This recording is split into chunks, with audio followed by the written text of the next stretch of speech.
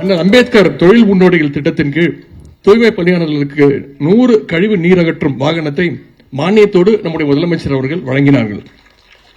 அது மட்டும் இல்ல, நீங்கள் பாதுகாப்பாக பணி செய்ய வேண்டும் என்று அதற்கான பயிற்சியை வழங்க தூய்மை பணியாளர் மேம்பாட்டு திட்டத்தை ரூபாய் 50 கோடி செலவில் நம்முடைய முதலமைச்சர் அவர்கள் 2023ஆம் ஆண்டு தொடங்கி வச்சார்.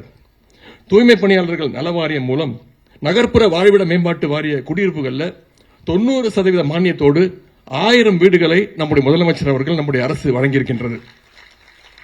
இப்படி பல்வேறு திட்டங்கள், தொழில் முனைவோர் மேம்பாட்டு திட்டம், திறன் மேம்பாட்டு பயிற்சி, தொழிற்கல்வி மற்றும் பயிற்சிக்கான கடன் திட்டம் போன்றவற்றை உங்களுக்காகவும் உங்களுடைய குடும்பத்தினருக்காகவும் வழங்க நம்முடைய முதலமைச்சர் அவர்கள் உத்தரவிட்டிருக்கிறாங்க. அதன் தொடர்ச்சியாகத்தான் இன்றைக்கு இந்த நிகழ்ச்சி இங்கே சிறப்பாக நடைபெற்றுக் கொண்டிருக்கிறது. இங்கே தூய்மை பணியாளர்களுக்கு தாட்கோ மூலம் பல்வேறு முகாம்கள் நடத்தப்பட்டன.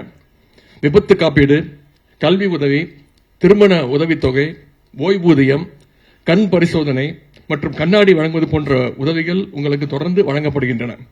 உங்களுக்கு இந்த நிகழ்ச்சியின் வாயிலாக நிதி உதவிக்கான காசோலைகளையும் இங்கே வழங்கியிருக்கின்றோம். கடந்த ஒரு மாதமாக நடந்த அந்த சர்வதேச கழிப்பறை திருவிழாவை தொடர்ந்து 2 நாட்களாக இங்கே பரிமாறிக்கொள்ளப்பட்ட கருத்துகளுக்கு செயல் வடிவம் கொடுக்க நம்முடைய அரசு நிச்சயமாக நடவடிக்கை எடுக்கும் என்பதை தெரிவித்துக் கொள்கின்றேன்.